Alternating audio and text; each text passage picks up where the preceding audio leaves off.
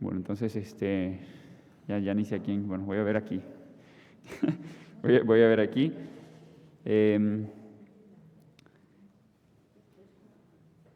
Diana, ¿iban a hacer algo como oración o como...? Ah, ok. Ah, bueno. Ah, va. Va que va. Bueno, vamos a orar. Amantísimo Dios y Padre Celestial, te damos infinitas gracias, Señor, por la oportunidad que nos das de estar juntos, reunidos en tu nombre. Gracias, Señor, por el privilegio de poder enseñar y compartir tu palabra, Señor. Gracias porque es un privilegio no merecido. Te pedimos, Señor, de que sea tu Santo Espíritu el enseñador, que sea tu Santo Espíritu el maestro, y que tu palabra, Señor, sea de bendición para que seamos transformados de manera progresiva a la imagen de tu Hijo, Cristo Jesús. Gracias, Señor, y todo esto te lo pedimos en el nombre de Cristo Jesús. Amén. Amén. Ahora, tengo entendido que voy a poder llevar lo de libros proféticos, tiempo, ok, perfecto. Pues nos vamos a dar cuenta de que en lo que voy a estar compartiendo, que ahora el problema es mi compu que no me deja ver,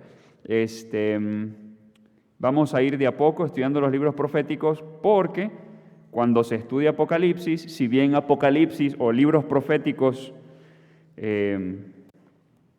no es el único lugar de donde toma Apocalipsis para tomar ciertas cosas, pero sí es muy importante, en especial un tema que se llama el Día del Señor, que lo vamos a ver en los libros proféticos. Sé que si ya han estudiado Apocalipsis antes, ¿me lo puedo quitar? Ah, bueno.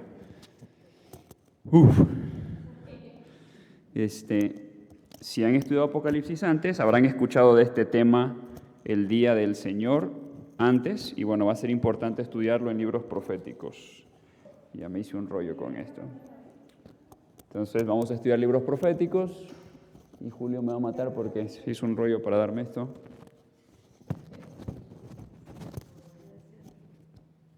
Sí.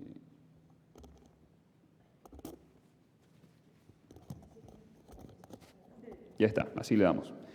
Bueno, espero que las que están en la videollamada puedan ver. El pizarrón no necesariamente lo voy a ocupar, a lo mejor ocupe nada más las diapositivas, pero está ahí el pizarrón por cualquier cosa si es necesario ocuparlo. Igual si hay un problema de sonido, ahí el Julio nos va a echar la mano. Pero bueno, antes de empezar propiamente con lo que es libros proféticos, vamos a ver un poquito del panorama que han visto hasta ahora, porque sé que han estado viendo panorama del Antiguo Testamento. Me comentaron de un apunte, no tenía apunte, pero puedo todas estas proporcionarlas en PDF, si quieren. Todo esto se puede proporcionar en PDF. Igual si quieren tomar apuntes, por supuesto que también, sin ningún problema. ¿Cómo? Ah, perfecto, sí. Va, entonces en la introducción vieron lo que es Pentateuco, dividido en sus distintos libros, que técnicamente es el inicio de la creación y el inicio del pueblo de Israel y la liberación del pueblo de Israel.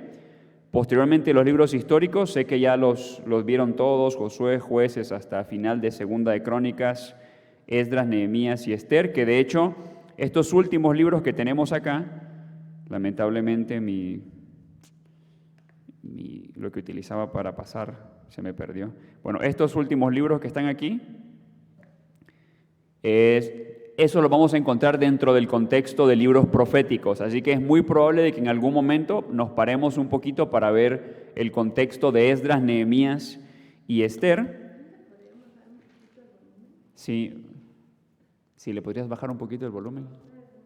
Sí, no, sí, atrás se escuchaba poquito, pero ya aquí ya, sí está. Sí, perfecto. Ahí está mejor, ¿no? Sí, ahí está. Sí, para que solamente lo tengan los de la transmisión, Julio. Vientos. Va, libros poéticos, libros proféticos, esto ustedes ya lo conocen, los mayores, los menores.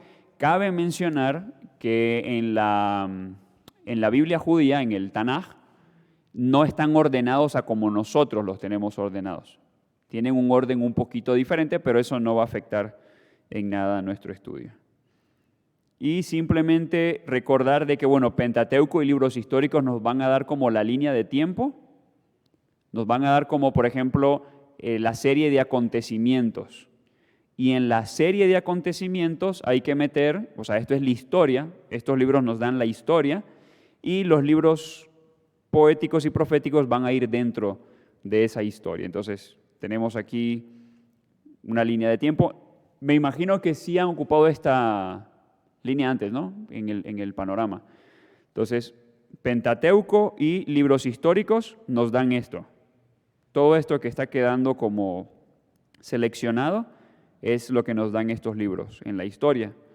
Va a ser importante también recordar cuando vieron acerca de la división del reino, reino del norte, reino del sur, porque lo que van a ir diciendo los profetas va a ser específicamente o para el reino del norte o para el reino del sur. Eso simplemente repasando lo que ya habían visto. La línea de tiempo del reino del norte, reino del sur. Y algo que vamos a también repasar bastante es este mapita que está acá. Entonces, no sé cuántas de ustedes ubican al día de hoy el mapa de Israel. ¿Sí? Si alguien no lo ubica, levante la mano. Ok, perfecto. Entonces, ahorita vamos a aprender en 5 minutos a hacer el mapa de Israel. Porque en realidad es muy fácil y nos va a servir para ubicarnos en algunas cosas. Entonces, para el mapa de Israel, lo único que tengo que hacer es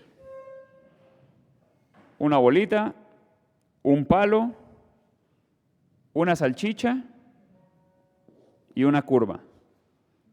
Y con eso ya aprendimos lo básico de geografía bíblica. Esto que hicimos acá es esto que ustedes pueden ver acá. Este laguito, el río Jordán, el mar Muerto y el mar Mediterráneo. Entonces, en realidad, solamente con esto ya aprendimos lo fundamental de geografía bíblica. Ya con eso.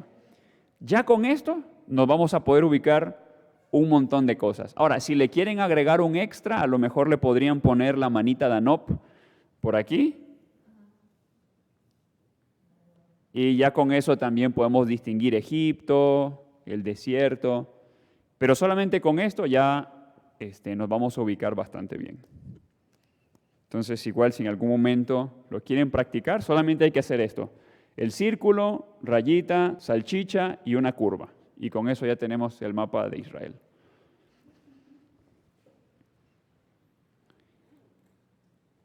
Ahora, en el mapa, aquí está, en la historia nos vamos a ubicar propiamente aquí, a lo que dibujamos acá. El círculo, la rayita y el chorizo, la salchicha. Josué y Jueces vieron cómo se estuvo tratando de conquistar la tierra. Posteriormente, reinado de David y Salomón, el reinado se expandió un poquito. Ahora, a raíz de que Roboam divide el reino, porque posteriormente tenemos el reino dividido, y en esta parte que tenemos acá se puede apreciar la división, se divide el reino, que sería simplemente este dibujo que tenemos acá, lo partimos a la mitad por el borde de la salchicha o del chorizo, y más o menos por ahí quedó dividido el reino. Eso simplemente es repaso, porque sé que lo vieron.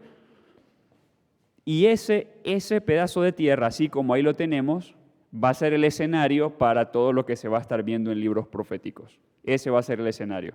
Entonces lo que vamos a tener es a distintos profetas, unos hablando a la región del norte, la que está acá, y otros profetas hablando hacia acá. Ahora nos vamos a dar cuenta que no solamente van a estar dando un mensaje al norte y al sur, sino que Dios también le va a estar dando un mensaje a Asiria, a Babilonia, a Egipto, a Etiopía, y eso va a ser muy importante porque a veces nos quedamos con una idea de que en el Antiguo Testamento Dios solamente tuvo trato con Israel y con nadie más, pero no es así, y de hecho en los libros proféticos se vuelve muchísimo más evidente, porque Dios le va a hablar a todas las naciones. De hecho va a ser una profecía contra todas las naciones, y el mensaje profético va a ser para todas las naciones, porque las cosas que Dios le va a demandar a las naciones va a ser un mensaje que les dio a todos, porque todos tuvieron luz de Dios, no solamente Israel. Y eso se va a volver más evidente cuando veamos los libros proféticos, específicamente cuando ya entremos en Amós, se va a volver un poquito más evidente. Luego nos vamos a dar cuenta que en la historia, en el 7:22 aproximadamente, luego voy a acercar un poquito más, o es más, voy a acercarlo acá. Tengo opción para acercar, para que vean. En el 7:22 se llevan a la parte del norte y en el 586 se terminan de llevar a Judá a Babilonia. Ahora, no se preocupen que esto lo vamos a ver tantas veces que yo estoy seguro que al final nos vamos a saber de memoria, porque lo vamos a estar viendo a cada rato esas fechas. De hecho, solamente hay 4 fechas importantes. Bueno, nada más vamos a hacer énfasis en 4. El 9:31, el 7:22, 586 y 515. Hay más fechas, pero de a poco. Ahorita nada más repaso. Y luego vamos a darnos cuenta que el pueblo que fue llevado acá, luego va a ir de regreso a lo que dibujamos acá. Eso va a ser toda la historia. Entonces tenemos la historia y en esa historia van dentro lo que son los libros proféticos y los libros poéticos. Entonces lo que hace la Biblia es que hay unos libros de que nos van narrando como la historia y los proféticos y los poéticos lo que van a hacer es que nos van a dar una perspectiva diferente. Por ejemplo, a lo mejor cuando yo estoy leyendo Primera de Samuel y Segunda de Samuel, yo leo que David estaba siendo perseguido, que David estaba siendo afligido, pero de repente a mí como lector me gustaría saber, oye, ¿y qué estaba pasando por el corazón de David en ese momento cuando Saúl lo estaba persiguiendo? ¿Qué pasa por el corazón de David cuando peca con Betsabé? Porque Segunda de Samuel 11 solamente nos cuenta que pecó con ella, que mató a Urías, que se acostó con ella, pero no dice qué es lo que estaba pasando por el corazón de David cuando fue confrontado con su pecado, y eso es lo que hacen los libros proféticos. Nos dan una perspectiva diferente. Los poéticos, en el caso de Salmos, nos dice, por ejemplo, qué es lo que había en el corazón de David en esa historia que íbamos leyendo. Y cuando llegamos a Primera de Reyes, Segunda de Reyes, Primera de Crónicas y Segunda de Crónicas, nos vamos a dar cuenta que la Biblia nada más va a agarrar porciones y va a decir, y después nació el rey tal, y fue malo, y no hizo lo bueno ante los ojos de Dios, y se murió. Y luego vino tal. Y uno se queda, ¿y qué pasó? ¿No? Entonces, lo que hacen los libros proféticos es que hacen un zoom. Y en ese zoom, lo que hacen es, en el periodo de tiempo de este rey, viene tal profeta, y el profeta va a decir, ustedes eran unos idólatras, los poderosos oprimían a los pobres, entonces nos va a relatar un poquito más a detalle las cosas que los reyes Primera y Segunda de Reyes no nos relatan tanto. Entonces, libros poéticos y libros poéticos y proféticos se funden con la historia. Y bueno, esto ya es poéticos, ahí lo vamos a saltar. Y es aquí donde nos vamos a centrar, en esta porción, ya al final de toda la historia. Entonces tenemos la línea de tiempo y los proféticos nos van a ir dando como los detallitos. ¿Por qué ese rey fue malo? No sé qué hizo ese rey. Y luego vamos a ver de que el profeta les va a decir específicamente por qué fueron malos. Nos vamos a dar cuenta de que los asirios y los babilonios llevan cautivos al pueblo. ¿Por qué los llevan cautivos? Por lo que dicen los libros proféticos. Y a lo mejor al final vemos algo de periodo intertestamentario, pero eso ya es otro tema. Ahora sí vamos a entrar propiamente a libros proféticos. Esta es la línea de tiempo que teníamos acá, nada más que hecha a mano. Y en esas fechas que estamos ahí, si contamos, nos vamos a dar cuenta que el reino se divide en esta fecha que tenemos acá. El 931 a.C. Ahora, esto lo paso rápido porque ya de manera panorámica se vio. En el 931, las que están en la videollamada, el numerito que está a la izquierda, ahí está, ahí se divide el reino. Ahora, si nosotros contamos del 931 hasta el 586, estamos hablando de por lo menos un poquito más de 300 años, ¿verdad? Ahora, a lo mejor ahí no se nota tanto, aquí va a aparecer, bueno, la línea de tiempo de Reyes del Norte es lo que abarca Primera de Reyes 12 hasta Segunda de Reyes 17, y Judá va a ser Primera de Reyes 12 hasta Segunda de Reyes 24. Y algo muy interesante es de que muy probablemente el primer profeta vivió aproximadamente en el 840 y algunos fueron contemporáneos, ¿okay? Porque a veces también nos imaginamos de que los profetas andaban solos y eran los únicos. Y otra cosa que vamos a ver que es muy importante es que Dios nunca se queda sin testimonio. Entonces Dios va a tener a distintas personas predicando al mismo tiempo en distintos lugares. Y eso va a ser importante más cuando lleguemos a Daniel, Ezequiel y Jeremías, porque hay algunos que se van cautivos a Babilonia y Dios ahí va a tener a dos profetas. A Daniel lo va a tener en el palacio y a Ezequiel lo va a tener con los cautivos en medio del pueblo y ahí van a estar predicando. Pero hay unos que se quedaron en la tierra de Judá que habían quedado destruidos. Y alguien dice, bueno, pero ¿quién se queda ahí predicando? Ahí se había quedado Jeremías. Entonces, en todos los lugares en donde estaba el pueblo de Dios, ahí había alguien que estaba predicando la palabra. Y eso, una vez más, es evidencia de que Dios nunca se queda sin testimonio. O sea, Dios siempre tiene a alguien, o por lo menos en la historia vemos eso, ¿no? De que siempre hay un mensaje de parte de Dios. Y de hecho, los primeros profetas que vamos a encontrar aquí son Abdías, Joel y Jonás. Algún detallito ahí. Ahora, aquí es más específico, 840. Si hacemos la cuenta hasta que se llevan a Judá, aquí en el 586, por lo menos unos 200 años, más de 200 años. Entonces, cuando uno llega a Lamentaciones, que es de Jeremías, igual eso lo vamos a ver, ahorita nada más es repaso, nos vamos a dar cuenta de que Jeremías va a hablar cosas fuertes acerca de la destrucción de Jerusalén. De hecho, me imagino que algunas ya pudieron leer Primera y Segunda de Reyes cuando estaban viendo el panorama, ¿no? Y habían partes en donde decían de que la mamá se comió al hijo, y de que luego dos mamás estaban discutiendo de, ok, ¿a qué hijo nos vamos a comer primero? ¿Al tuyo o al mío? ¿Por qué? Porque la situación económica era tan precaria que ya hasta, sí, no, canibalismo, y como que se había perdido ese temor, ¿no? Incluso, ¿para que una mamá se coma a su hijo?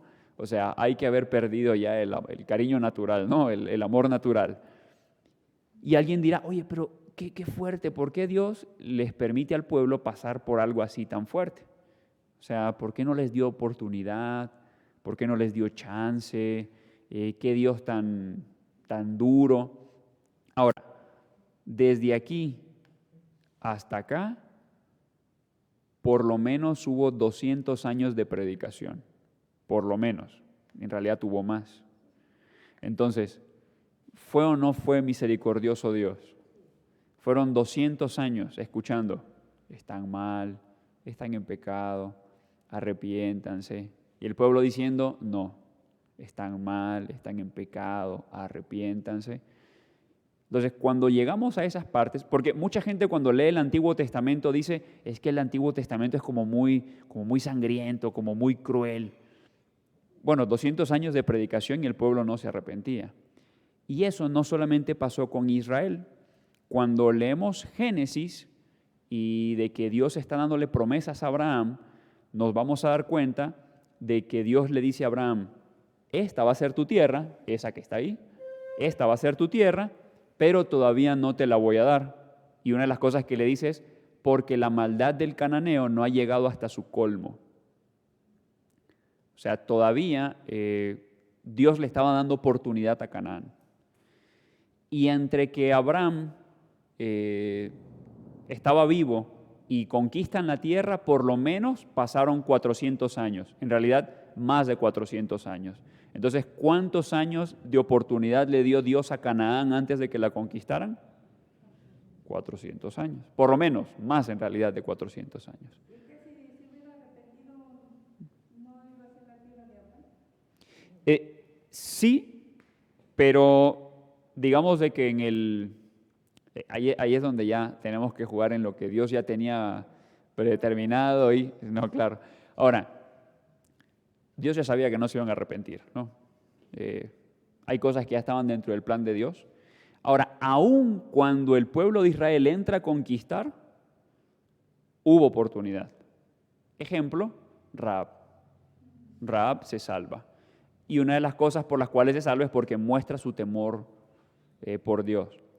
Se salvan los gabaonitas. Ahora, los gabaonitas es medio confuso porque el detalle está en que el pueblo de Israel tenía que haber ido en contra de los gabaonitas. Los gabaonitas intentaron engañar a Israel. Ahora sí que Josué pacta con ellos y no los matan. Pero hay algo muy interesante que dice, o una porción que dice ahí Josué cuando hacen pacto con los gabaonitas. Y es de que el texto dice, y no consultaron a Dios. Entonces, el texto no está diciendo que los iban a exterminar a los gabaonitas, sino que antes de cualquier pacto debieron haber consultado a Dios. ¿Qué hubiera pasado? No lo sabemos. El problema fue que independientemente de eso no consultaron a Dios, así que desobedecieron en ese sentido. Si hubieran consultado a Dios, si hubiera habido a lo mejor temor de parte de los gabaonitas, a lo mejor habría algo, ¿no? Que no, pues acéptenlos o que se circunciden. En Deuteronomio, si no me equivoco, ahorita no me acuerdo bien el pasaje, también hay unas partes, unas leyes que tienen que ver con cuando el pueblo de Israel fuera a la guerra y conquistara pueblos. Y una de las cosas que dice Deuteronomio es de que el pueblo de Israel primero tenía que ofrecerles como la oportunidad de rendirse, y si estos se rendían, iban a tener que perdonarlos. De hecho, si querían volverse parte del pueblo de Israel, era necesario que se circuncidaran. Entonces, en la misma ley había indicaciones de cómo debía tratarse a los pueblos que se rindieran. Y de hecho había que tratarlos con misericordia, incluso tenían oportunidad de identificarse con el pueblo de Israel. Entonces, oportunidad había. Ahora, el detalle está en que es más que evidente que Canaán ya estaba perdido. ¿Por qué? Por el libro de Jueces. El libro de Jueces nos ayuda a entender eso. Cuando el pueblo de Israel entra, en realidad desobedece a Dios, no los exterminan a todos. Y los cananeos que quedan vivos, lo que van a hacer es que van a provocar al pueblo de Israel a pecado. Entonces, Canaán sabía de que Dios estaba trayendo juicio sobre ellos. Pero en realidad, aún teniendo esa oportunidad de vivir por la desobediencia de Israel, ellos tampoco se arrepienten, sino que más bien jalan a Israel al pecado. Y por eso en el libro de Jueces lo que vamos a encontrar es de que los jueces cada vez se van volviendo peores y se van volviendo más depravados. E incluso Jefté sacrifica a su hija, a Jehová. Entonces, ¿qué es lo que muestra Jueces? De que Israel se había vuelto como Canaán. Porque ¿quiénes eran los que sacrificaban a sus hijos a los dioses? Los cananitas. Entonces, aún así no se arrepintieron. Entonces, pero sí había dentro de la ley ciertas indicaciones si algún pueblo se arrepentía. Posteriormente viene Amós, Oseas, Isaías y Miqueas. De hecho, van a ser contemporáneos y en pares van a predicar a los distintos reinos. Eso después lo vamos a ver. Después de la profecía de estos personajes, de estos profetas, viene el cautiverio de Israel. Entonces, aún hasta el último momento, antes de que Israel fuera llevada cautiva, Dios les estaba dando mensaje, aún hasta el final. Tenían a Amós y a Oseas, que les estaban predicando. Y Oseas de hecho hicieron una novela, no me acuerdo cómo se llama, Amor Redentor, algo así, no me acuerdo. Hay una novela que hicieron en base al libro de Oseas, bastante padre, es así de gruesa la novela. Pero bueno, acerca de Oseas, y muestra cómo Dios trató a Israel como una esposa, ¿no? Después vamos a tener a Nahum, a Sofonías, a Jeremías y a Habacuc. Y en Nahum nos vamos a dar cuenta de que incluso hay profecía también contra Nínive. O sea, Dios también le dio palabra a los asirios. Posterior a esto último, vamos a tener el cautiverio de Judá, o sea, el reino del norte. Estos que están acá son los del sur y los de acá son los del norte, las fechas en las cuales son llevados cautivos. Y ahí vamos a tener a unos contemporáneos también, a Ezequiel y a Daniel, que son los que les mencionaba. Entonces, mientras Dios está predicándole, bueno, no es que Dios está predicando, mientras Daniel está dando testimonio en el palacio, o sea, están recibiendo testimonio los sátrapas, el rey de Babilonia y todos los líderes. Está recibiendo testimonio el pueblo, porque Ezequiel está en medio del pueblo.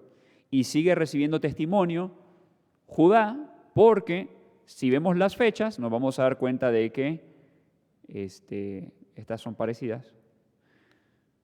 Es porque Jeremías sigue dando testimonio en Judá. Entonces nos vamos a dar cuenta de que siempre hay palabra. Nabucodonosor tuvo palabra, o sea, conoció a Dios o tuvo algún tipo de conocimiento de Dios. Los persas tuvieron algún tipo de conocimiento de Dios. Y por eso es que vamos a encontrar de que cuando Jesucristo nace hay unos magos del oriente que van a buscar a Jesús por el testimonio que había dejado Daniel en Persia. Entonces, cuando alguien dice, no, pero es que el Señor en el Antiguo Testamento solo con unos y con otros no, todos recibieron testimonio. Y cuando veamos a Amós se va a volver más evidente. Todos recibieron testimonio. Y al final van a estar 3 profetas, de los cuales, no sé, bueno, por lo menos yo nunca he escuchado una predicación de... sí, de Malaquías sí he escuchado predicaciones. Y de Zacarías, de Ageo no. Pero bueno, van a estar estos últimos profetas. Y alguien dirá, ¿para qué toda esa información de las fechas y que estos contemporáneos? Porque el mensaje que van a dar tiene que ver con su contexto, obviamente. Porque una de las cosas que vamos a ver es de que libros proféticos no necesariamente tienen que ver con eventos futuros.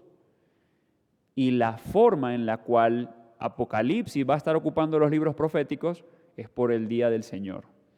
Pero lo que los libros proféticos están narrando tiene un sentido en su contexto. Hay algunas cosas que sí son futuras, pero no todo es futuro. O sea, no es de que cada vez que leo libros proféticos estoy leyendo de cosas que van a pasar o que iban a pasar en el 2012 y no pasaron porque en el 2012 venía el fin del mundo. Y bueno, todas esas cosas. Y de hecho, estos que están acá van a predicar acerca de la reconstrucción del templo. Bueno, Ageo y Zacarías van a amonestar al pueblo acerca de la reconstrucción del templo, por eso ponemos esto. Los van a amonestar acerca de eso porque tenían la casa de Dios abandonada. Y Malaquías es un final triste. Porque, es un final con esperanza, porque al final Malaquías apunta a Cristo, pero triste en el sentido de que dijimos que por 200 años el pueblo de Israel recibe amonestación de parte de Dios. Bueno, por más de 200 años. Después de 200 años de predicación no hacen caso, son llevados cautivos, Dios les permite regresar a su tierra y 100 años después de que volvieron a su tierra, Malaquías les vuelve a decir de que aún así siguen lejos de Dios. Y por eso Malaquías va a decir, ustedes me han robado, y luego el pueblo le va a responder, ¿en qué te hemos robado? O sea, como Dios diciéndole, ustedes han hecho mal, y el pueblo diciendo, ¿y en qué te hicimos mal? Entonces vamos a ver cómo el mensaje profético va a seguir mostrando lo que dice Éxodo 34:6, que Dios es tardo para la ira y grande en misericordia y verdad, porque por cientos de años recibieron testimonio y no hicieron caso. Canaán, por cientos de años recibieron testimonio y no hicieron caso. Egipto tuvo testimonio con Moisés, pero luego se vuelven a perder. Nabucodonosor tuvo testimonio con Daniel, pero se volvieron a perder. Asiria tuvo testimonio con con Nahum, y se volvieron a perder. Y Amós va a mencionar a otras naciones, Edom, Amón, etc. Y todos recibieron testimonio de parte de Dios.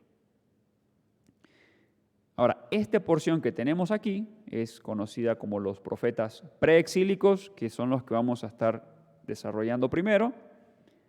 Posteriormente los exílicos, que son los que predican en el exilio, y los postexílicos después del exilio.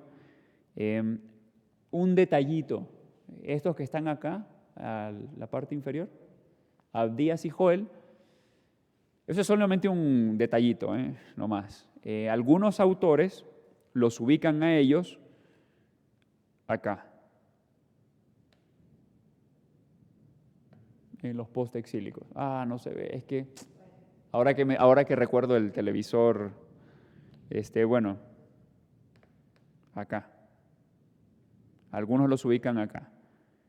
Y lo vamos a hablar por qué y por qué nosotros los ubicamos aquí.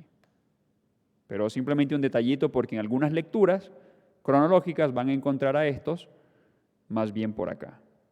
Pero nada más es un detalle. Igual no es nada que nos va a hacer creer algo diferente. Y lo importante son también los imperios, porque mucho de lo que viene en las profecías tiene que ver con eso. En este periodo de tiempo van a estar los asirios, aquí los babilonios y aquí los persas. Y todos recibieron testimonio de Dios. Ahora, alguien dirá, pero ellos sí, y los que están a lo mejor más alejados de Babilonia o más alejados de Asiria. Si Asiria en su momento era el imperio mundial, quiere decir de que por lo menos todos los que estaban bajo su dominio también recibieron testimonio.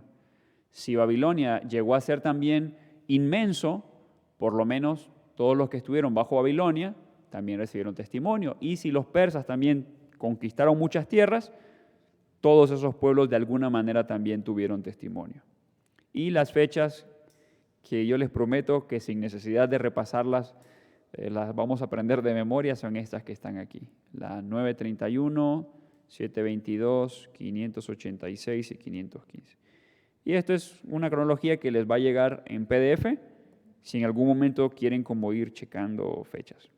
Pero eso ya es punto y aparte. Y aquí vamos a ir viendo los profetas. Ahora, de ahí no sé si hay alguna duda, alguna pregunta. Las dejé más perdidas. Perdidas no, con deseo de tener más mente para captarlos. No se preocupen, que los datos no es importante memorizarlos. O sea, las fechas, eso es simplemente dato. Pero lo importante es saber el contexto de cada uno. O sea, de que el mensaje que van a recibir no necesariamente tiene que ver con las cosas que van a pasar al final del mundo, porque a veces libros proféticos se entiende así, y las cosas en su contexto. Y yo no sé cuántas de ustedes alguna vez han escuchado una predicación de libros proféticos. En realidad se predica muy poco de libros proféticos. Pero el mensaje que hay en los libros proféticos es muy actual, es muy relevante para lo que hoy en día estamos viviendo, y creo que se enfatiza más cómo Dios al final es misericordioso, pero también es justo, porque Apocalipsis se trata de eso. Apocalipsis se trata de la misericordia de Dios y la justicia de Dios. Y de eso trata el día de Jehová. El día de Jehová es el día en el cual Dios trae a todas las naciones a rendir cuentas. De hecho, Apocalipsis, eso es lo que pasa. Dios está trayendo juicio sobre las naciones, está trayendo a las naciones a rendir cuentas. Y no es solamente que Israel está pasando por cosas, no. El día de Jehová, Dios trae a las naciones a cuentas, y eso pasa en los libros proféticos. Y quienes preservan o quienes perseveran, un remanente. Eso estoy seguro que lo vieron. Y bueno, esos son los datos que habíamos visto. 9:31 es importante porque aquí se divide el reino. Y cuando se divide el reino, contexto, algo muy importante. ¿Alguien sabe en dónde estaba el templo? Ajá, estaba por acá. Entonces, ¿qué pasa con los de acá? ¿Ah? Sí, o sea, claro, y ponen a Samaria como lugar principal. Por eso es que los judíos y samaritanos no se llevan. Entonces, aquí ponen su propio templo en Samaria y aquí está el templo. Y uno dice, bueno, ¿y eso qué importa? Es el inicio de la pérdida espiritual de los que están acá, porque dejan de tener contacto con aquel lugar que Dios había designado para su adoración. Por eso el 9:31 es importante, porque crea las circunstancias bajo las cuales aquí se van a también empezar a perder espiritualmente. Obviamente empieza en el corazón de ellos, ¿no? Pero geográficamente también hay un impedimento para que vengan al templo. Entonces, ¿qué hacen? Ponen el suyo propio. Exactamente. ¿Y cómo empiezan a adorar? Como los paganos. Exactamente. Entonces, libros proféticos va a hablar de eso, de que estaban cayendo en idolatría. ¿Por qué caen en idolatría? Ponen su propio templo y empiezan a adorar como adoran los paganos. De hecho, Amós va a decir que las jóvenes doncellas fornicaban debajo de la sombra de los árboles. ¿Por qué? Por la adoración pagana que había aquí. Ya no iban al templo, adoraban como los paganos, y Amós dice, las doncellas fornican debajo de la sombra de los árboles. Entonces, por eso es importante la división del reino, porque esto va a afectar, y esto implica o tiene implicaciones en lo que los profetas van a decir, porque el profeta no es que es un vidente nomás de que está viendo cosas en el futuro. La labor profética era, Dios manda un mensaje a una persona, mi pueblo está perdido, ve y corrígelos, ustedes están pecando delante de mí. Si no hacen caso, les viene esto. Ahora, ese les viene esto es la parte futura. Eso es lo futuro, la consecuencia, porque les está dando tiempo para que se arrepientan. Eso es lo futuro. Igual Apocalipsis, eso es futuro. ¿Por qué? Porque Dios no retarda sus promesas, como muchos las tienen por tardanza, sino que fiel es Dios nos está dando tiempo. Al final, ¿qué es lo que pasa? El juicio. Dios trae a cuentas a las personas. Cuando ya se les acabó el tiempo, viene juicio. Ese es Apocalipsis. El mensaje profético es arrepiéntanse. Si no hacen caso, hay consecuencias. Dios no retarda sus promesas, nos está dando chance, pero si no hacemos caso, vienen las consecuencias. Y básicamente eso es los profetas. Por eso lo que los profetas van a decir es para las cosas dentro de su contexto, y algunas cosas son futuras, pero por el juicio, pero también por la esperanza. La esperanza también es futura en ese momento. ¿Por qué? Porque van a hablar de Cristo.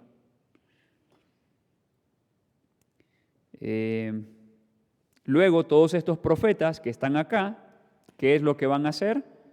Van a predicar de que si Israel no hace caso, se los van a llevar cautivos en el 7:22. Estos que están acá les dicen a los de Judá, si ustedes no hacen caso, los van a llevar cautivos a Babilonia. Hablando de juicio. Bueno, las que no están acá cayó un trueno y por eso el silencio. No, se los llevaban cautivos otros imperios. Por eso mostramos los imperios, el imperio asirio, babilonio y persa. Entonces ellos estaban por acá. Los asirios estaban por acá, obviamente más para acá, pero la pizarra no da chance. Y los otros estaban aquí. Ahora, ¿por qué? Esto es simplemente un detalle geográfico. Aquí, por aquí está el Golfo Pérsico.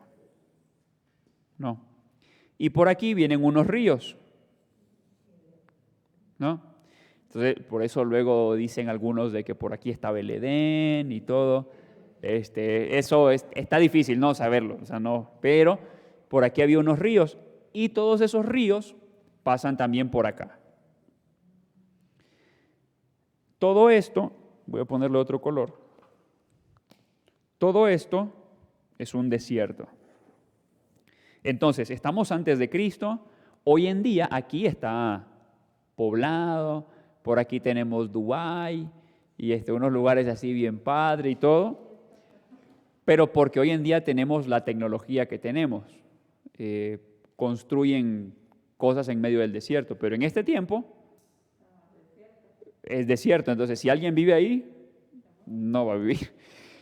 Entonces la mayoría de los pueblos se ubicaban o vivían cerca de los lugares en donde hubiera agua. Esa es la necesidad fundamental. Por eso, casi todos los pueblos bíblicos los vamos a encontrar aquí, porque aquí estaban los ríos. Entonces aquí vamos a tener a los moabitas, a los amonitas, porque tenían cerca el Jordán y el lago de Galilea. Y luego por acá a los asirios y por aquí a los babilonios. Y no sé si se acuerdan la historia de el Amán el sirio. Bueno, y dice que acaso no hay ríos allá porque en donde vivían siempre era cerca de los ríos y más bien los mandan al Jordán y no le gustó y todo el rollo. Pero casi todos los pueblos van a estar por allá y ellos son los que van a conquistar a Israel. De hecho, ellos van a hacer lo mismo que Israel hizo con los cananitas. Viene juicio sobre los cananitas. ¿Y cuál es el juicio? Israel viene a conquistarlos. Ahora viene juicio sobre Israel. ¿Y qué pasa? Vienen los otros pueblos a conquistarlos. Y ellos tienen testimonio. Pero por la soberbia de los reyes, luego ¿qué pasa? Viene otro pueblo y los conquista. Por eso, cuando hay un pueblo oprimido o conquistado, por lo general se entiende o se entendía de que algún juicio de Dios estaban pasando. Porque eso es lo que pasaba. Dios utilizaba otro pueblo más poderoso para justiciarlos. ¿Y cuál era el punto de eso? Era, ¿quieres estar de pagano? Va a venir un pueblo pagano y vas a ser pagano con ellos. O sea, como de, ¿eso es lo que quieres? Órale, eso es lo que tienes. Al pueblo a lo que pida, ¿verdad? Exactamente. Y de hecho, por eso Romanos 1 dice que los entregó en sus pasiones porque al final la consecuencia tiene que ver con eso. O sea, ¿quieres pecado? Vas a sufrir las consecuencias también de tu pecado. Y pecaban más, o sea, se perdían más. Exacto. Y ahí por eso el énfasis en el corazón perdido, depravado del hombre, de que no hay justo ni aun uno. Aquí en este periodo de tiempo, Ezequiel, Daniel, vamos a tener a Ciro, que es el que va a dar el edicto para la reconstrucción del templo. Luego vamos a tener la reconstrucción del templo y cada uno de esos profetas tienen que ver, o lo que van a predicar tiene que ver con eso, con esas cosas que están sucediendo ahí. Todo el contexto tiene que ver con eso. Entonces vamos a empezar con los primeros, Abdías, Joel y Jonás. Abdías va a predicar contra Edom. No sé si alguien ubica a Edom. ¿Quiénes son los edomitas? ¿Sí? ¿Cómo? No los dejaron pasar, ¿no? Ajá. Es correcto. Y ellos, Y como dice, como siendo de la familia no ayudas a tu gente, ¿no? exactamente. Y ese es el problema. No ayudaron a su propia familia. Joel va a predicar contra Judá. Jonás va a predicar contra Nínive y se arrepiente Nínive. Entonces, una vez más, son distintos pueblos los que están recibiendo el mensaje de Dios. No solo es Israel, no es que Dios solamente quería a Israel. Dios está utilizando a Israel de forma instrumental. O sea, Israel tenía que ser testimonio para el mundo.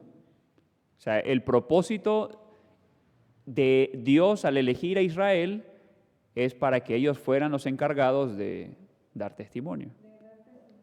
Exacto. Se supone que Israel era el que nos iba a testificar a nosotros, Exacto. ¿no? Exacto. Y ahora más bien nosotros somos los que tenemos que dar testimonio, ¿no? Pero siempre ha sido Dios tratando con todas las naciones, con todos los pueblos, no es solo Israel. Luego, ellos, los dos de arribita, van a predicarle a Israel. ¿Qué es lo que le van a predicar a Israel? Lo que ya hemos dicho. A ustedes les viene juicio, estos dos a Judá. A estos les dice, si no hacen caso, les van a venir los asirios. Y a los de Judá les dice, si no hacen caso, a como les pasó a los de Israel, como les pasó a los de Israel, así les va a pasar a ustedes también. Como cuando un papá le advierte al hijo, ¿no? Y a lo mejor hay hermanos, ¿no? Y a lo mejor el hermano mayor hizo algo que está mal, y luego le dice al otro, y si tú no te portas bien, así te va a ir. Es básicamente lo que... Exactamente. A mí no me va a pasar. Y aquí igual Nahum le vuelve a predicar a Nínive. ¿Qué es lo que le predica a los ninivitas? Los ninivitas son los asirios. Y lo que Nahum les va a predicar es que se pasaron con los de Israel.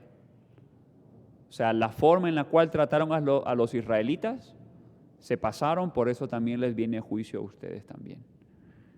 Es el mensaje de Nahum. ¿Por qué?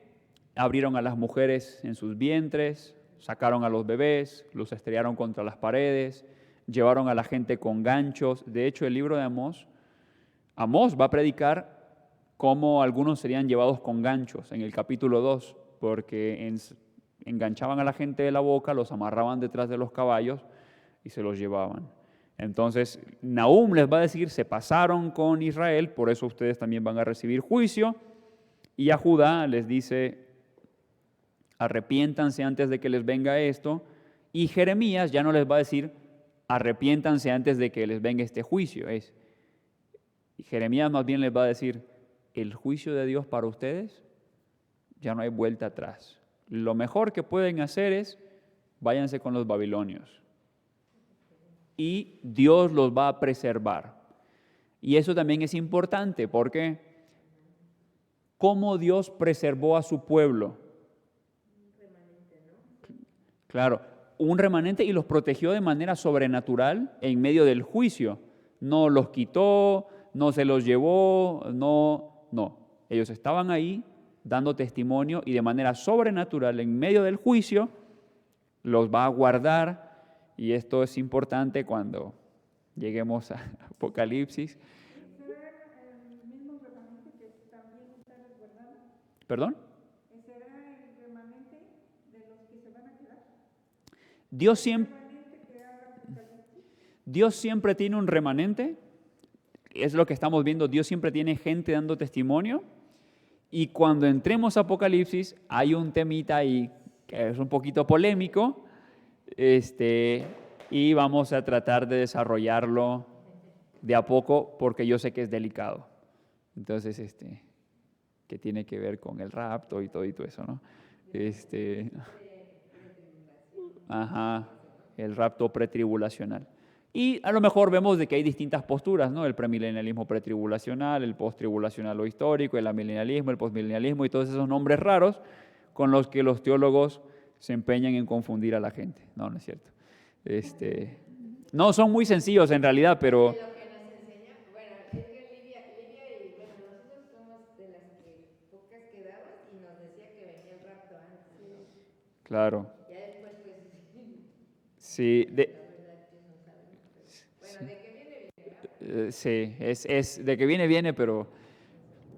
Y vamos a tratar el tema con mucho cuidado, sin intención de crear polémica, sin intención de nada, simplemente vamos a mostrar las distintas cosas que se han creído, incluso a lo mejor ver históricamente qué es lo que ha creído la iglesia a lo largo de los años, e incluso en qué años empiezan a surgir ciertas cosas, porque hay muchas cosas que nosotros creemos que la iglesia primitiva no necesariamente creyó y que se empezaron a creer después por cosas que a veces desconocemos.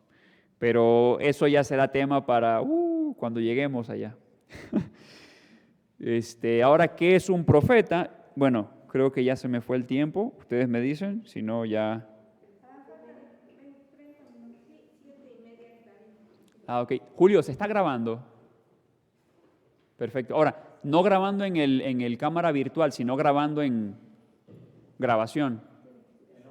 Ajá.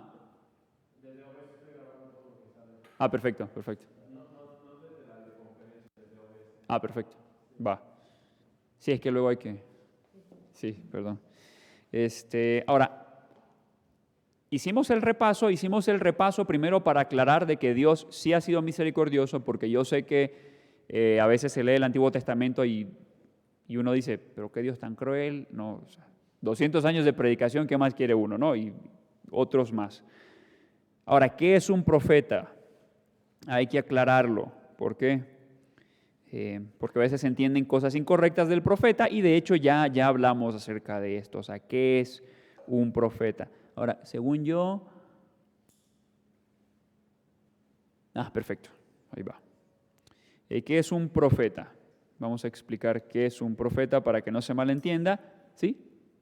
Todo esto sí viene, lo tienes en PDF, ¿verdad? Sí. Ok. Sí. Todo en PDF. Todo en PDF. Yo soy más visual, si escribo me lo pierdo, mejor al leerlo me voy recordando, pero si necesito estar mirando. Perfecto.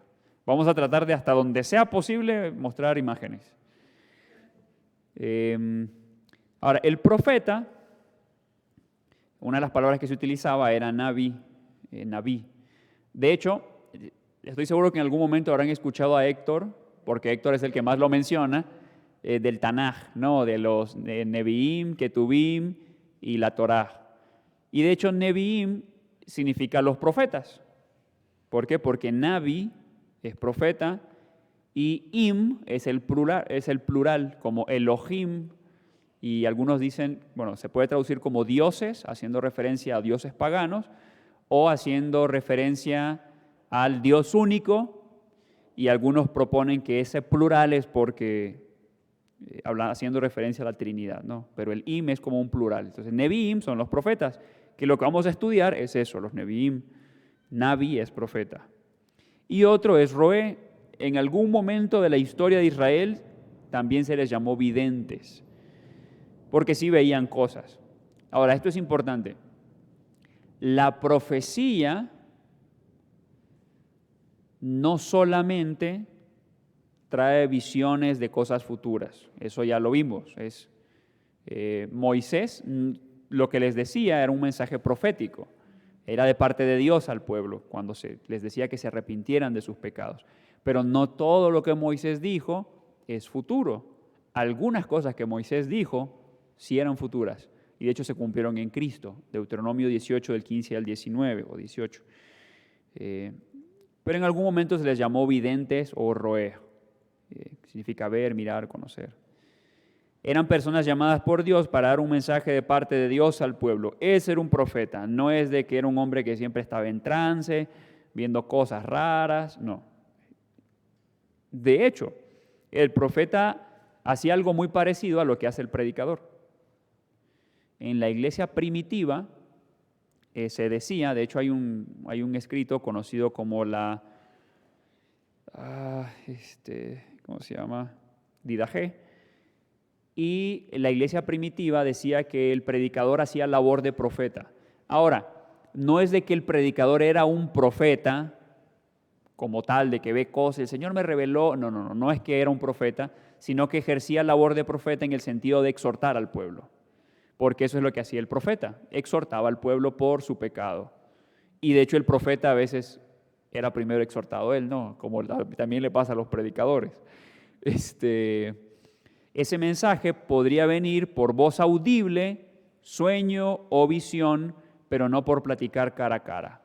Eso es otra cosa muy importante, ¿sí? Ok. Que los profetas no necesariamente hablaban cara a cara con Dios. Ellos veían sueños, visiones o a veces oían una voz. Claro. Ahora, esto también tiene que ver con un privilegio que tuvo Moisés, que nadie más iba a tener. De hecho, Dios se lo dice a Moisés en Deuteronomio 34, del 10 al 12. Y nunca más se levantó profeta en Israel como Moisés, a quien haya conocido Jehová cara a cara.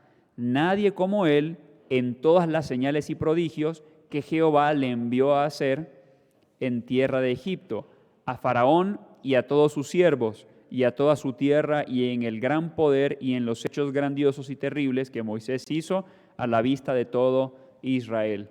Entonces solo Moisés tuvo ese privilegio de que platicaba con Dios, todos los demás van a ver visiones. Y eso es importante porque nos vamos a dar cuenta que hay veces que los profetas ven cosas, pero no entendían lo que estaban viendo. De hecho, cuando leemos Daniel, nos vamos a dar cuenta de que Daniel tiene una gran visión y dice de que él quedó así como medio, ¿qué onda aquí, no? Y posteriormente tiene que venir un ángel para explicarle, oye, lo que tú estabas viendo significa esto. Entonces, había también hasta cierto punto un nivel de misterio para los profetas de lo que estaban viendo. Ellos estaban viendo cosas, Dios les estaba dando un mensaje, pero ellos no entendían todo el mensaje. Y ellos no entendían todo lo que estaban viendo. Eso es muy importante porque nos vamos a dar cuenta que hay cosas en el Nuevo Testamento que dicen esto es para que se cumpliese lo dicho por, y que habían cosas que ellos veían que ellos no sabían cuándo iban a hacer, ellos no sabían si iba a ser inmediato, pasado mañana, simplemente sabían que iba a pasar. Y ellos le decían al pueblo, esto es lo que va a pasar, pero no sabían fecha, no siempre sabían, algunas cosas se sabían, ¿no? ¿Así? Oye, a ver, es que hay como que Ajá. controversia. O sea, ¿sí lo ve así cara a cara o es la presencia? O sea, porque si dice que quien ve a Dios va a morir. Claro, digamos de que llamemos, no, créeme que hay cosas que ni en el hebreo ni en el griego podemos decir.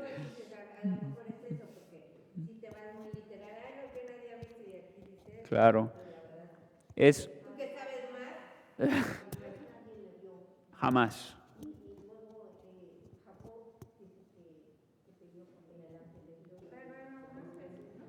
Claro, ahora, de hecho, por eso creen de que con quien pelea es que el ángel de Jehová es una cristofanía, ¿no? Es Cristo en el Antiguo Testamento y que por eso con él no morían.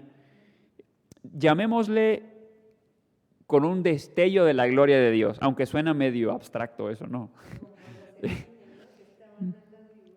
Exactamente, pero al mismo tiempo no llegaban al donde estaba él, ¿no? Exactamente.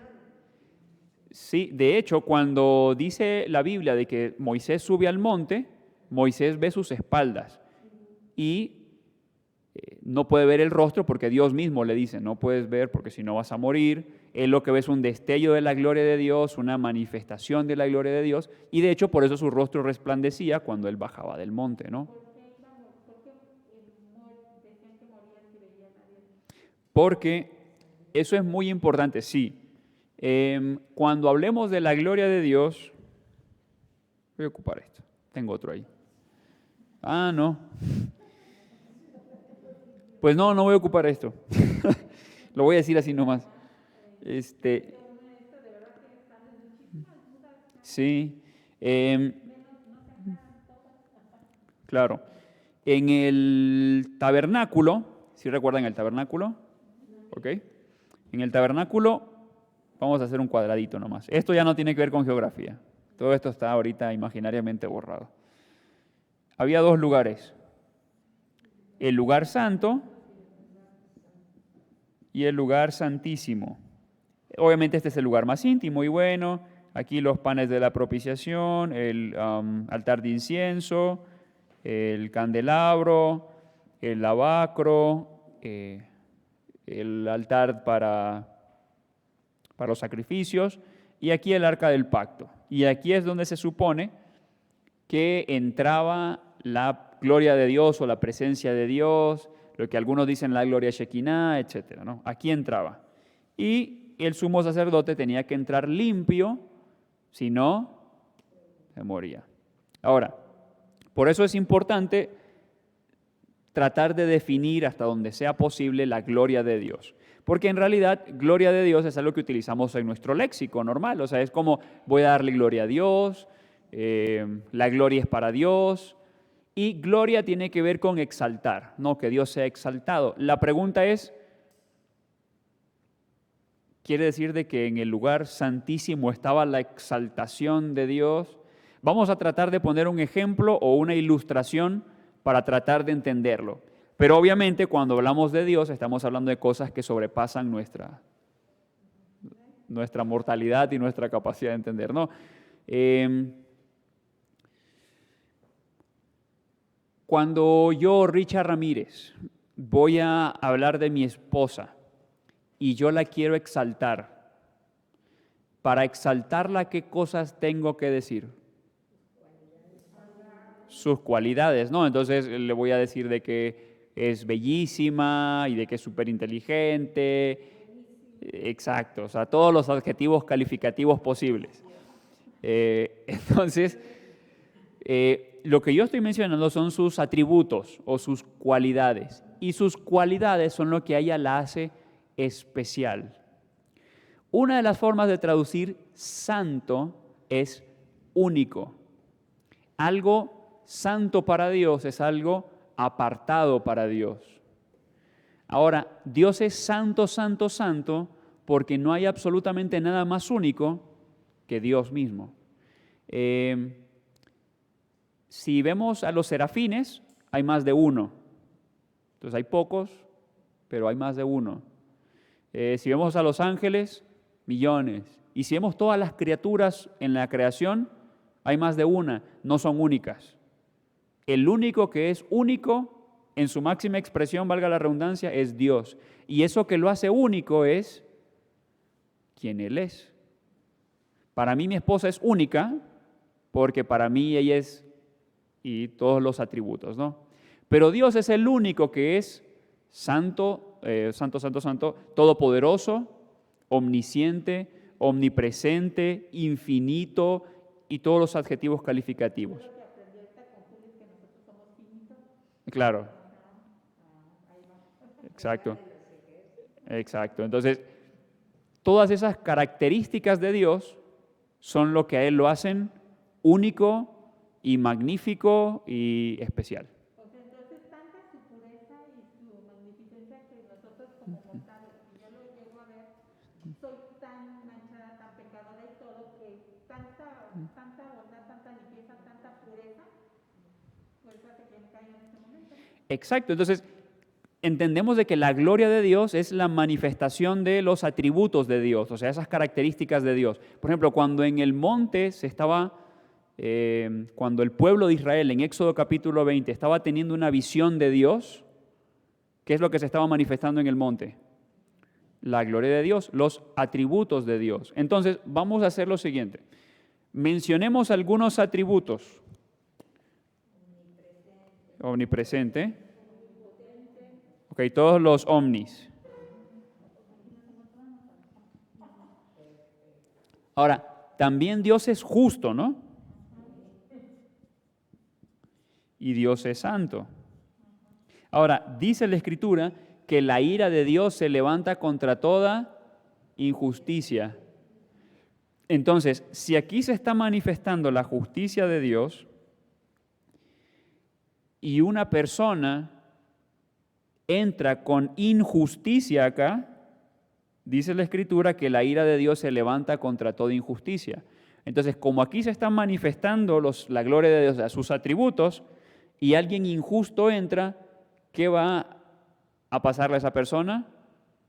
Muere porque Dios es justo porque la ira de Dios se manifiesta contra toda injusticia, dice la Escritura, y por eso muere, porque esa persona está recibiendo su justicia, lo que le corresponde, en el lugar en donde se está manifestando quien Dios es. Entonces, a lo mejor suena un poquito medio enredado, pero la gloria de Dios es eso, es lo que lo hace glorioso, magnífico, es quien Él es. Exactamente. Entonces, por eso la gente moría. ¿Por qué? Porque se manifiesta quien Dios es. Y, por ejemplo, cuando leemos Salmos, los cielos cuentan la gloria de Dios. Y bueno, está la canción, ¿no? ¿Cómo los cielos cuentan la gloria de Dios? Cuando yo veo los cielos, yo veo que existe un Dios infinito, creativo, todopoderoso, inmenso, porque eso que Él ha creado me da un mensaje del Creador. Entonces, cuando hablemos de la gloria de Dios, por lo general tiene que ver con eso. Y por eso Cristo, cuando va a morir, dice, ahora es glorificado Dios o el Padre. Porque en la cruz, ¿qué se está manifestando? La justicia de Dios, la misericordia de Dios, la gracia de Dios. Y cuando yo digo, le voy a dar gloria a Dios, pregunta, ¿hay otra forma de darle gloria a Dios que no sea por medio de reflejar su carácter? ¿Ah? No. No. O sea, yo no puedo agradar a Dios si no es haciendo algo que refleje quién Él es, su carácter. Y todo el pecado es todo aquello que va en contra del carácter de Dios. Dios es verdad, por eso es pecado mentir. Dios es fiel, por eso es pecado el adulterio, etcétera, etcétera, etcétera. Y cuando yo le doy gloria a Dios es cuando yo actúo en concordancia con quien Él es. Sí. Y, bueno, Moisés habla cara a cara en el sentido de, bueno, una presencia de Dios no en su máximo esplendor, perdón. Yo digo que dice cara a cara porque le escuchó verdaderamente a él, Sí. pero no porque lo estamos viendo así como tú y yo. Exacto. De hecho, Moisés es un tipo de Cristo. ¿En qué sentido? Moisés habla cara a cara de forma limitada, ¿no? Digámosle, porque es como tú dices, podía platicar aunque no estaba viendo todo de Dios, porque si no, pues lo que decíamos aquí y que Dios mismo le dijo a Moisés. Ahora, esto es una forma humana de tratar de describirlo. Los autores bíblicos pues van a tratar de explicarlo a como pueden, ¿no? O sea, con lenguaje humano. Pero obviamente, hay un teólogo que se llama Tozer, que él dice que en el Antiguo Testamento, cuando los profetas hablaban, las palabras rechinaban tratando de expresar quién Dios es. O sea, en el sentido de que las palabras se vuelven limitadas para poder hablar de Dios. Entonces, trata de transmitir la idea de que Moisés podía hablar con Dios de una manera diferente a como los otros profetas. ¿Por qué? Después de esto, los profetas no van a hablar cara a cara, por eso a veces ellos no entienden tampoco lo que ven, porque en el caso de Moisés Dios le iba explicando, no, esto es para esto, esto es para esto, los profetas no.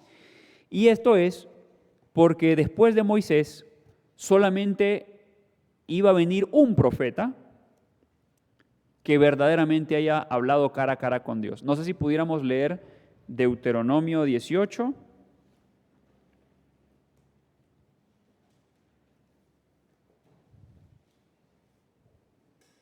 Deuteronomio 18.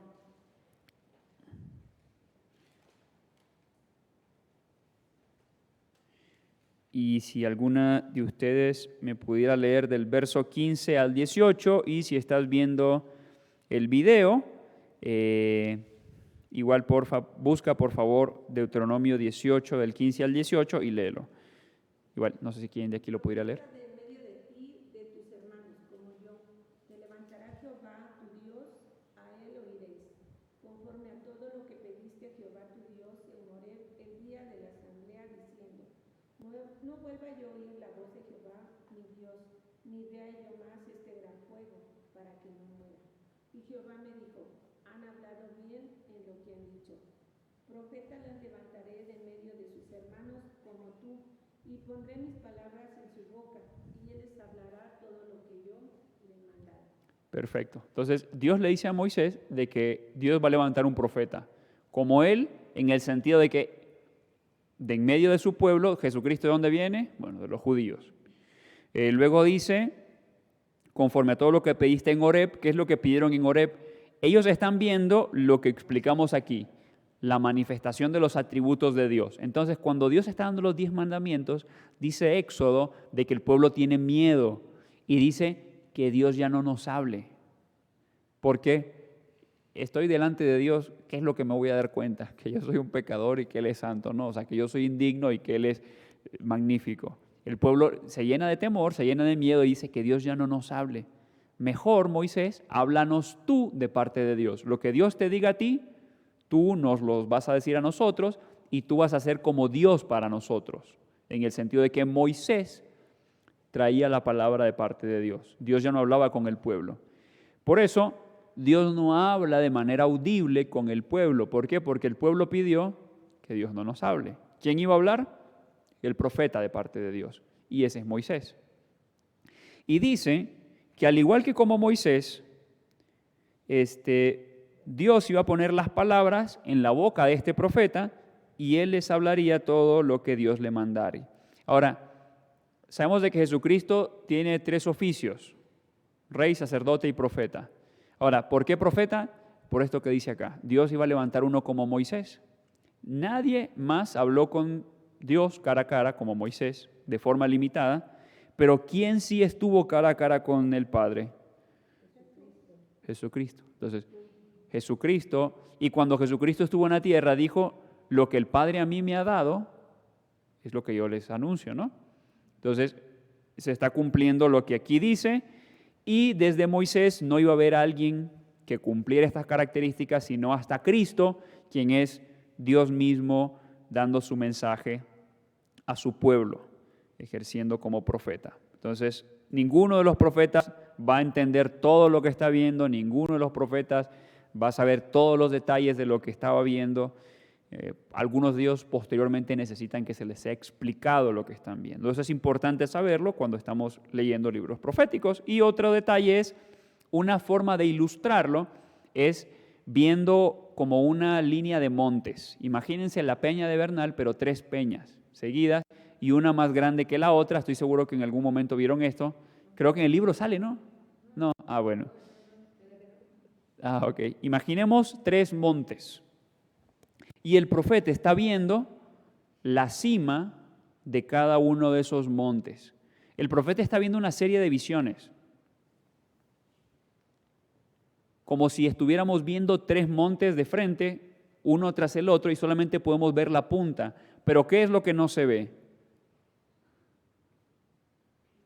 Lo que está en medio de los montes. Entonces, los profetas no van a saber todos los detalles de ciertas cosas. O sea, un ejemplo de eso es Isaías 61, del 1 al 2, y Lucas 4, del 15 al 21. ¿Y qué dice Isaías 61? Dice, el Espíritu del Señor está sobre mí, por cuanto me ha ungido, y lo voy a buscar porque no lo tengo aquí. El Espíritu del Señor está sobre mí porque me ungió Jehová, me ha enviado a predicar buenas nuevas a los abatidos y vendar a los quebrantados de corazón, a publicar libertad a los cautivos y a los presos, apertura de la cárcel, a proclamar el año de la buena voluntad de Jehová y el día de la venganza, nótese eso, y el día de la venganza del Dios nuestro, a consolar a todos los enlutados. Ahora, esto es importante porque el día de Jehová también tiene que ver con tiempo de esperanza, pero también de juicio. Y Jesucristo aquí dice el día de la venganza. Ahora, en Lucas 4, Jesucristo va a decir de que esto se ha cumplido. Lucas 4, 17 al 21, dice de la siguiente manera, y se le dio el libro del profeta Isaías, lo que acabamos de leer. Jesucristo va a leer Isaías, y habiendo abierto el libro, halló el lugar donde estaba escrito, el Espíritu del Señor está sobre mí, por cuanto me ha ungido para dar buenas nuevas a los pobres, me ha enviado a sanar a los quebrantados de corazón, a pregonar libertad a los cautivos y vista a los ciegos, a poner en libertad a los oprimidos y predicar el año agradable del Señor. Y enrollando el libro lo dio al ministro y se sentó y los ojos de todos en la sinagoga estaban fijos en él. Y bueno, ahora, ¿cuántos años pasaron entre Isaías 61 y Lucas 4? Por lo menos unos 700 años. Entonces, es como, por eso, como que si hubiera una serie de montes, el profeta está viendo visiones, pero él no sabe todo lo que, el tiempo, las circunstancias para que pase una cosa y la otra, y el profeta simplemente escribe lo que él vio, pero no necesariamente entiende todo lo que implica eso. Imagínate el apóstol Juan todo lo que escribió, imagínate, ¿no? Exactamente. La verdad uno ya te lo puedes imaginar, pero ellos imagínate. Claro, y eso es importante porque ellos también tuvieron que ejercer fe. O sea, no es de que ellos nunca pasaron por los conflictos y dudas que nosotros tenemos. Ellos tuvieron que ejercer fe. Ellos, Isaías sí, todos tuvieron que tener. Y además eran atacados, ¿no? Pues, imagínate. Claro. No, y pues en un contexto donde se comían a los hijos, a ellos qué no les iban a hacer. Pero el profeta ve todas esas cosas, pero no ve todo lo que hay detrás de esto. Y nótese que cuando Jesús cita a Isaías, no menciona el día de la venganza, solo menciona la esperanza. Porque el día de la venganza lo estamos esperando. Que es, claro, que tiene que ver con no solo juicio, sino también esperanza. ¿Por qué? Porque Dios viene a hacer juicio, pero también hay esperanza para su remanente, para los que son suyos. Isaías 7 al 14, hijo nos es nacido, hijo nos es dado. Ahora, hay algo en Isaías 7, 14 que sí tiene que ver con algo dentro de su contexto. Hay distintas interpretaciones de Isaías 7, 14. Personalmente yo creo de que si hay un niño que nace en ese tiempo, personalmente creo que es Ezequías, pero que tipológicamente apunta a Cristo. Pero en eso. Perdón, Isaías 7:14. La razón por la cual digo esto es porque cuando veamos Isaías, nos vamos a dar cuenta de que, si no me equivoco, es Acaz, al rey al cual le va a hablar Isaías. De hecho, aquí no dice hijo nos es nacido, hijo nos es dado, es en el capítulo 9, porque en el capítulo 7 más bien es la profecía acerca del hijo. Dice, sí, por tanto el Señor mismo os dará señal. He aquí que la virgen concebirá. De hecho, la palabra como tal no necesariamente es virgen, sino doncella, que es diferente, y dará a luz un hijo y llamará su nombre Emmanuel, que es Dios con nosotros. Ahora,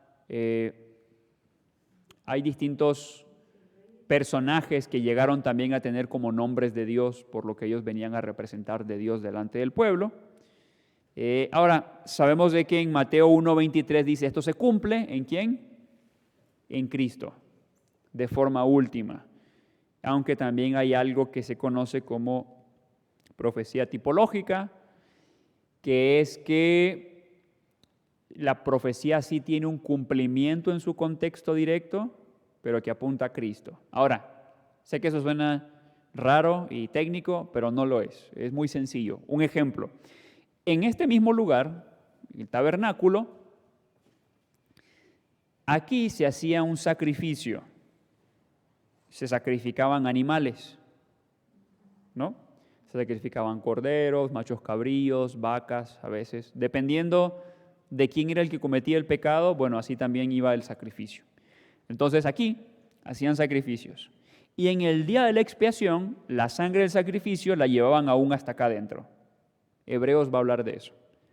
Ahora, ¿ese sacrificio servía en qué contexto?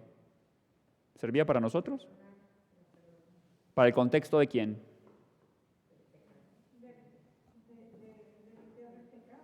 Sí.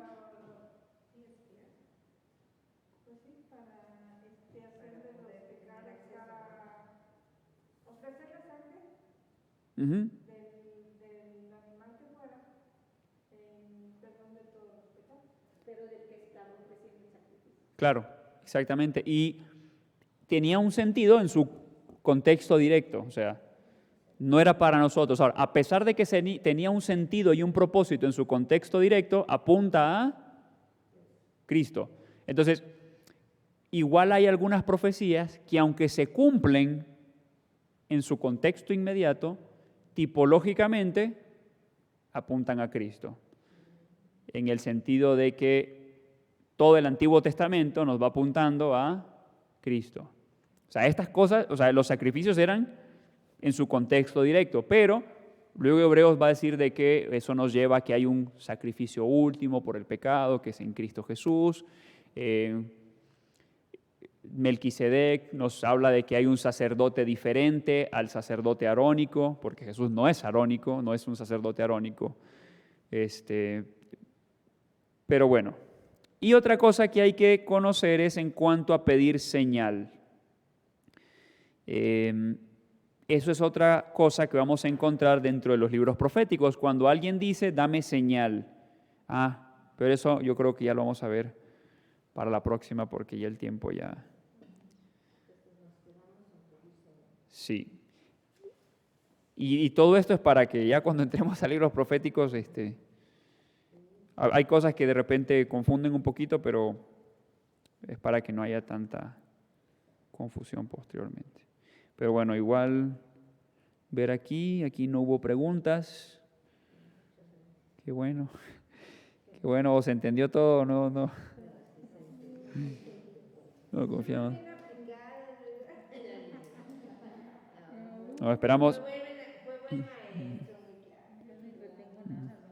No, pues gracias a Dios. Igual, sí, les voy a hacer llegar todos los... ¿Perdón?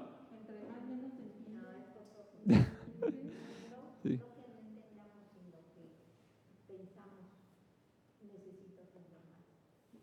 Claro. No, y no lo digo porque ustedes no hayan entendido, sino porque yo no me he dado a entender, que es lo que más me preocupa. Va. Pues yo igual les voy a mandar todos los PDFs. Igual si hago una modificación en un PDF, se las mando.